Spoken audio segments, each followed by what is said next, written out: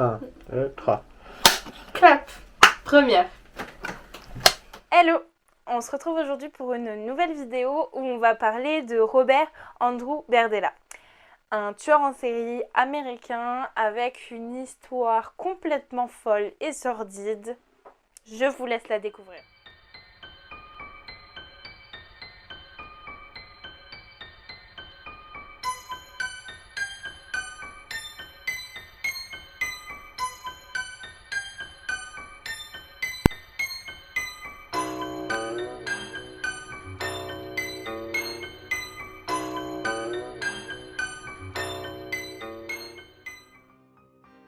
Robert est né le 31 janvier 1949 à Cuyahoga Falls, dans l'Ohio. C'est un garçon assez taciturne et distant, voilà, il n'est pas très sociable et ni très chaleureux, voilà, c'est une personne assez renfermée. Après le lycée, Robert entre dans une école d'art et en fait il est passionné par tout ce qui est objet un petit peu spécial, qui dégage pour lui une aura, enfin voilà, tout ce qui est objet d'art, mais dans la catégorie plutôt vraiment chelou, il adore. Vous verrez que ceci est important pour la suite. Il se retrouve donc ensuite dans la ville de Kansas City en 1967. Son goût pour les objets d'art va l'amener à ouvrir une boutique à Westport. Une boutique justement d'objets un petit peu bizarres. Il vendait notamment des boucles d'oreilles avec des dents, des crânes, des os, des choses un petit peu vraiment étranges et personne ne savait si c'était du vrai ou non. Globalement, son entourage ainsi que ses amis le classaient dans la catégorie des personnes un petit peu bizarres, étranges, effectivement, mais il n'était pas classé comme quelqu'un de méchant ou d'énervé. Enfin voilà, c'était juste une personne qui avait des mœurs un peu étranges, un peu décalées, en dehors de la norme, mais pas méchante. Sa boutique se nomme donc Bob Bizarre Bazaar. Cette boutique lui a permis effectivement de récolter de l'argent, de connaître pas mal de personnes dans le coin et il va du coup avoir justement cette réputation de la personne un peu curieuse mais pas méchante qui tient la boutique Bob Bizarre Bazaar. Il achètera une maison au 4315 Charlotte Street. Je vais donc vous raconter cette histoire de la façon dont on l'a découvert dans les médias. On va donc commencer par le saut de Christopher du premier étage de la maison de Robert un samedi de Pâques. Oui. Est-ce que je dois préciser également qu'il était nu avec un collier... Je vous précise également qu'il était nu avec un collier de chien attaché au cou. Il hurle et cherche de l'aide dans tout le quartier. Bien sûr, il va alarmer les voisins, mais eux sont complètement paniqués et ce que je comprends, ils ont tendance plutôt à penser que c'est une personne assez louche. Donc ils vont pas leur ouvrir, par contre ils vont appeler la police. La police arrive sur place, ils interrogent cet homme complètement apeuré, nu avec des marques étranges. Voici donc ce que Christopher Bryson raconte à la police. Il a rencontré Robert il y a presque 5 jours maintenant. Ils se sont parlé dans un bar. Christopher, lui, est un gigolo. Donc, il cherchait une personne avec qui passer la nuit. Et là, c'était l'aubaine. Robert est arrivé, ils se sont parlé.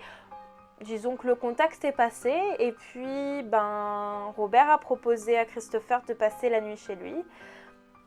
Christopher était super content parce qu'habituellement on lui propose soit un hôtel miteux, une banquette arrière ou même parfois rien du tout. Donc là on lui proposait d'aller chez quelqu'un, c'était vraiment une aubaine pour lui, donc il a accepté. Le pauvre, quand il est arrivé chez Berdella, donc ils ont commencé à discuter de nouveau, il lui a dit que il valait mieux qu'il monte à l'étage pour justement être plus à l'aise parce qu'il y avait la télé, tout ça machin. Donc il est monté et en passant devant Robert pour monter dans les escaliers, il lui a asséné un coup et là il est tombé complètement dans les pommes. C'est à ce moment-là que Robert a pris le contrôle sur Christopher. Comme vous allez le voir ensuite, Robert a une manie, c'est qu'il adore prendre des photos Polaroid de ses victimes. Donc Christopher sera pris en photo plusieurs fois. Effectivement, c'est un espèce de trophée, de souvenir, dans des positions assez bizarres. Pendant 4 jours, Robert tortura Christopher. Soit il le frappait avec une matraque en acier, soit il lui mettait des décharges électriques dans les testicules. Il abusait également de Christopher. Il le droguait également avec des tranquillisants pour animaux ou des antibiotiques. Je vous préviens tout de suite, voilà, là je fais une petite parenthèse. Cette vidéo, pour les personnes qui sont sensibles, alors déjà que de manière générale, les vidéos d'affaires criminelles, c'est assez compliqué. Celle-là est particulièrement sordide et horrible. Donc si vous avez voilà, des sensibilités par rapport à ça, je vous déconseille de regarder la suite de cette vidéo. Les premiers jours de sa captivité, Christopher criait beaucoup et pour remédier à ça, Robert injectait des produits au niveau de ses cordes vocales pour qu'il n'ait plus de voix. Il enfonçait également des tampons pleins d'alcool dans ses yeux, juste pour le faire souffrir. Pour lui faire peur, Robert a montré à Christopher des photos d'hommes qui n'avaient pas coopéré dans des positions très glauques et il lui a également dit que ses chiens l'avaient dévoré. Le jour où Christopher a décidé de prendre le parti d'essayer de s'enfuir, il n'était même pas sûr que Robert ne soit pas là. En fait, il était tellement drogué qu'il ne se rendait pas du tout compte de ce qui se passait. Il était dans un flou total. Donc, il a décidé quand même de tenter le tout pour le tout. Vu qu'il avait été sage, il a eu le droit d'avoir la télécommande. Et pour savoir si Robert était là, il a décidé de monter le son de la télé très très très fort. Et en fait, il s'est dit que si jamais Robert était là, le son de la télé super fort, ça l'alarmerait forcément. Ensuite, il avait également eu le droit à une cigarette, parce qu'il avait été sage aussi. Donc, il avait une cigarette et des allumettes pour l'allumer, tout simplement. Avec l'allumette, il a brûlé ses liens. Donc, il s'est brûlé aussi les poignets. Mais en fait, si c'était sa seule solution pour partir, il s'est défait du lit. Il a couru vers la fenêtre. Et là, l'espace de 2 secondes, il a réfléchi en se disant est-ce que je saute pas. Mais il était tellement désespéré, il avait tellement envie de survivre qu'il a sauté par la fenêtre et s'est mis à courir directement justement chez le voisin en hurlant, nu, avec seulement un collier de chien. Pendant que Christopher racontait son histoire aux policiers, il était en pleurs, les yeux complètement gonflés, les mains également dans un sale état à cause de ses liens. Évidemment, les policiers ont attendu que Robert rentre chez lui et l'ont directement mis en garde à vue. Et selon les lois du Mansouri, ils ont 20 heures pour prouver que Robert était coupable et apporter beaucoup de preuves. Dans l'appartement de Robert, il retrouve des tas d'artefacts, des os, des crânes, tout un tas d'ossements, mais impossible de savoir si ce sont des vrais ou des faux. Les enquêteurs savaient aussi qu'il y avait des personnes qui avaient disparu durant les mois précédents et l'objectif c'était également de savoir s'il n'y avait pas un lien avec tout ça. Chez Robert, il retrouve donc également des magazines, tout un tas de photos Polaroid et des tas de crottes de chiens. C'était aussi archi sale chez lui, donc c'est ça qui a également compliqué la tâche de fouiller et tout ça, parce qu'apparemment il y avait une odeur immonde. On trouvera exactement 357 photos de 23 hommes différents sur les Polaroids. Chez lui, on retrouve aussi un journal intime. Franchement, ça m'a beaucoup rappelé l'histoire de Graham Young, mais on retrouve un journal intime avec relaté dedans tout ce qui s'est passé concrètement, le nom des personnes à qui il a fait du mal, comment ça s'est passé, quand est-ce qu'il les a drogués, énormément d'informations dedans. Reste encore à savoir si ce sont les vrais ou non. À l'hôpital, Christopher identifiera Robert comme étant bien son agresseur. Il sera inculpé pour viol et acte de torture. Après quelques temps de recherche chez Robert, il retrouve des tas de terre où il semblerait qu'on ait creusé, enfin la terre est retournée en fait. Et on retrouvera donc un crâne avec encore de la peau et des cheveux. Ce qui sera difficile aussi dans cette enquête, c'est que la presse va être très rapidement alertée et donc elle va se rameuter devant la maison. Elle sera littéralement au pied de tous les fossés qu'ils auront creusés pour avoir, savoir s'il y a des infos et tout ça, rechercher des choses. Donc elle sera en plein milieu de la scène de crime, omniprésente. À cause des objets qui ont été retrouvés et de tout un tas d'assimilations, en fait la presse dira que c'est probablement du satanisme. La police utilisera du luminol et on retrouvera du sang à bien des endroits chez Robert. C'est à ce moment-là que la police reçut pas mal de coups de téléphone afin de savoir déjà si, s'il y a des personnes de proches qui ont disparu, si jamais, c'est pas Robert, est-ce qu'ils ont des informations parce qu'ils le connaissaient, donc ça peut avoir un lien. Ensuite, on aura des témoignages de personnes qui ont vu Robert droguer d'autres personnes.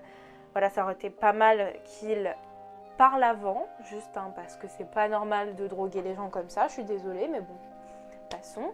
Et il y aura aussi des témoignages de personnes qui diront s'en être sorties, donc des personnes qui diront avoir été chez Robert et avoir réussi à s'enfuir. Toujours rien de concret dans cette affaire, puisque si vous voulez, hormis les témoignages et des objets chelous qu'on retrouve chez lui, avec des polaroïdes où on voit pas vraiment sa tête, ni forcément la tête de la personne qui se fait agresser, il n'y a pas tellement de preuves et il n'y a pas tellement de possibilités de prouver qu'il soit passé quoi que ce soit, hormis le témoignage de Christopher. Revenons donc au journal de Robert. En fait, dans ce journal, il y a énormément d'informations. Et Robert écrivait un peu de façon, grossière, et il avait aussi des abréviations. Donc on se rendra compte que certaines abréviations correspondaient à des choses. Donc là, c'est comme je vous dis, c'est des choses très sales, c'est assez dégueulasse que je vais vous dire. BF signifiait une pénétration avec son sexe, Fing F une pénétration avec son doigt, et il y avait tout un tas d'autres F pour des pénétrations avec beaucoup d'autres objets de toutes sortes. Les policiers voudront donc comparer les noms qui sont dans le journal avec les photos de Polaroid afin de prouver qu'il y a bien un lien entre les deux.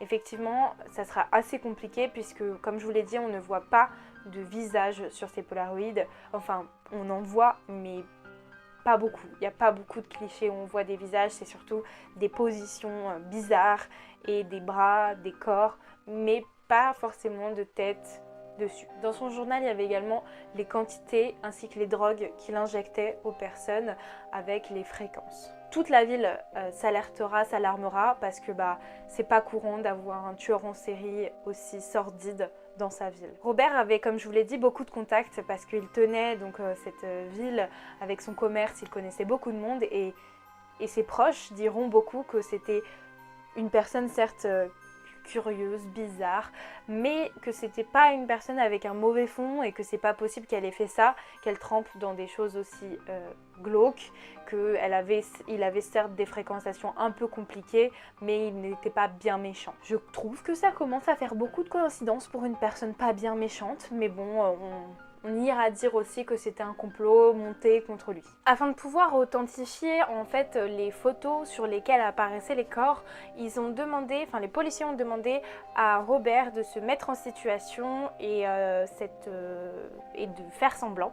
Donc pendant son incarcération, évidemment, il était incarcéré dans une prison mise à l'écart parce qu'en fait, déjà en tant que violeur, c'est très mal vu dans une prison, mais en plus en tant que violeur et homosexuel, c'est très très mal vu. Donc il était dans une prison, ils lui ont demandé de faire ça et ça l'a mis très mal à l'aise. Il a refusé d'ailleurs de faire semblant d'insérer un objet dans l'anus de quelqu'un et également de simuler un rapport anal. Robert a vraiment détesté la prison, je pense que personne n'aime la prison, mais ça l'a vraiment choqué, ça l'a vraiment mis mal à l'aise parce qu'en fait, c'est quelque chose qu'il ne contrôlait pas et il était beaucoup dans le contrôle. Donc ça l'a vraiment mis mal, il voulait pas avouer, il voulait rien dire. Il fut assigné à comparaître et étant donné qu'il avait une volonté de tout contrôler, c'est à ce moment-là qu'il décida de reprendre le contrôle et de dire à tout le monde tout ce qui s'était passé, à la presse, aux familles, aux juges, à l'assemblée. Et tout le monde fut... tout le monde fut vraiment à l'écoute de tout ça parce qu'il ne l'avait jamais dit, il n'avait jamais voulu avouer. Là, c'était vraiment tout qui était déroulé sur un tapis en fait. Tout était dit. Il avoua donc 6 meurtres comme je vous l'ai dit. Celui de Jerry Howell qu'il a connu en 1979. Il le drogua et pour l'emmener chez lui le 5 juillet 1984. Puis il y eut Robert Sheldon, âgé de 18 ans. Pareil, Robert le connaissait déjà, donc Robert Berdella le connaissait déjà. Et le 12 avril 1985, il prit un verre avec lui, le drogua, le ramena chez lui. Et 5 jours plus tard, car il y avait un ouvrier qui devait venir chez lui, il décida de le tuer pour pas qu'il fasse de bruit et qu'on ne remarque rien. Ce fut ensuite le tour de Mark Wallace, qui aidait Robert dans son jardin. Et le 22 juin 1985, il le drogua et le lendemain, le tua. Walter James Ferry était âgé de 20 ans, même procédé, Robert le connaissait déjà, et puis le 27 septembre 1985, il décida de l'emmener chez lui, de le droguer évidemment, et puis par la suite de le tuer. Puis ce fut Todd Stoops, âgé de 21 ans, qui était ami avec Robert depuis maintenant 2 ans. Il le drogua le 17 juin 1986, puis il mourut des suites des tortures le 7 juillet. Et enfin Larry Pearson, âgé de 20 ans, qui était un ami de Robert également. Il paya sa caution pour le faire libérer. Il l'a drogué donc le jour même, 5 juin 1987, et les tortures commencèrent le 23 juin. Il le drogua et abusa de lui pendant plusieurs semaines jusqu'au jour où Larry mordit le pénis de Robert et ce qu'il mit dans une colère noire, il l'étrangla et après l'avoir tué, il alla à l'hôpital. Pour se débarrasser des corps, il a dit qu'il transportait les corps jusqu'à sa baignoire. Il faisait une incision au niveau du coude, de l'aine et de la jambe pour les vider de leur sang. Une fois le sang vidé, il les coupait en morceaux, littéralement, les mettait dans un sac poubelle. Il attendait ensuite que le camion à poubelle passe pour les emmener aux ordures. Il a expliqué ça dans le plus grand des calmes devant toute la famille et la presse, mais surtout devant toute la famille des victimes. Voilà, qui prenait soin de bien regarder que tout ça parte correctement. Grâce à ses aveux, il fut donc promis à Robert qu'il ne serait pas condamné à mort s'il avouait également son procès, comment il tuait les gens, comment ça se passait, s'il expliquait plus de détails. Le 19 décembre 1988, il fut donc condamné à la prison à vie. Le juge demanda une expertise psychologique de Robert. Robert paraît comme un homme égoïste, excentrique et sadique envers les paumés de la société. En fait, il considère que les personnes qui sont un peu en dehors de la société, qui sont des gens, pas des parias, mais des gens qui n'ont pas forcément réussi, qui ne savent pas trop ce qu'ils veulent dans la vie, que ce sont des paumés comparé à lui qui est quelqu'un qui a réussi, qui a pris sa vie en main, qui est un commerçant et qu'en fait leur vie à eux ne compte pas. Pour avoir les bonnes grâces du public, il crée une fondation pour la famille des victimes. Moi je trouve que c'est vraiment comme leur cracher dessus parce que je suis désolée mais créer une fondation pour les familles des victimes de la part du meurtrier c'est vraiment de l'abus. En tout cas, moi c'est ce que je pense. Robert ne fera que 4 ans de prison dans celle de Jefferson City, dans le Missouri. Puis il mourut d'une crise cardiaque en octobre 1992, à l'âge de 43 ans. Alors là, je vais vous dire comment est-ce qu'il fonctionnait, son mode opératoire un petit peu, juste pour résumer, parce que si vous voulez, il y a plein d'informations dans cette histoire. Il y a les informations que Christopher a données, il y a les informations sur les 6 meurtres. Son mode opératoire. Il choisissait des hommes de la vingtaine à peu près, paumés, qui ne savaient pas vraiment quoi faire de leur vie et qui touchaient également généralement à la drogue. Il y avait un certain rapport de force entre eux puisque Robert, comme je vous l'ai dit, c'était quelqu'un de stable, un homme d'affaires et eux c'était un peu leur mentor, c'était des petites choses fragiles par rapport à lui. Il créait un rapport d'amitié avec eux, se familiariser, ils discutaient, ils étaient amis tout simplement. Et puis ensuite, il décidait de les droguer, de les amener chez lui, de les torturer et de les tuer. Ces hommes sont morts de morts différentes, que ce soit étranglés par Robert à cause de pulsions ou bien parce qu'ils sont morts des suites des tortures qu'il leur a fait subir. Ce qu'il faut savoir aussi dans la vie de Robert, c'est qu'il a toujours été proche des milieux, des hommes défavorisés dans le besoin, des jeunes défavorisés dans le besoin, surtout pas forcément des hommes, mais qu'il a toujours été proche de ce milieu et quelque part pour garder un pied là-dedans et avoir l'ascendant sur ces personnes, toujours pouvoir trouver d'autres hommes à séduire, à tuer, à torturer. Cette vidéo est maintenant terminée. Je sais pas ce que vous pensez de cette histoire. Je trouve que c'est ouf parce que en fait, malgré que ce qu'il faut savoir, ce qu'il faut se dire, c'est que malgré que la police ait énormément de preuves, un appartement plein de pseudo-preuves, des os, des crânes et tout ça, en fait, il n'y a rien qui pouvait être prouvé comme quoi c'était bien un meurtrier. Et ça, c'est fou parce que du coup, ça veut dire qu'il ne pouvait pas l'inculper, il ne pouvait pas avoir de chef d'accusation contre lui. Enfin, contre l'abus envers Christopher, bien sûr, puisque lui, il était là pour prouver quoi que ce soit. Mais il n'était pas mort, donc il n'y avait pas la possibilité de l'accuser de meurtre. Mais le fait qu'il ait avoué, c'est pour moi vraiment la preuve qu'il voulait briller par ça. Ça a l'air d'être un homme qui est impulsif et surtout très attiré par les autres hommes faibles dont il peut abuser. Je trouve ce personnage complètement horrible. Se dire que les voisins n'ont rien vu, je veux dire, moi, si un jour j'apprends que mon voisin fait ça, mais je me dis, mais waouh, ça veut dire que j'ai jamais entendu de cri, j'ai jamais entendu ça. Enfin, il voyait des gens rentrer et personne ressortait, mais bon, on se dit, bah, on n'a pas vu, quoi, c'est pas... Mais là, apprendre ça, ça doit être vraiment déstabilisant, effectivement, pour les personnes qui sont à côté. Je pense en tout cas. Bah, dites-moi ce que vous avez pensé de cette histoire en commentaire parce que effectivement il n'y a pas beaucoup de vidéos, enfin il n'y a qu'une seule vidéo que j'ai trouvée en français qui raconte cette histoire, qui raconte cette affaire qui est pas forcément compliquée mais vraiment sordide. Donc j'espère que le récit que je vous ai fait de cette histoire vous a plu.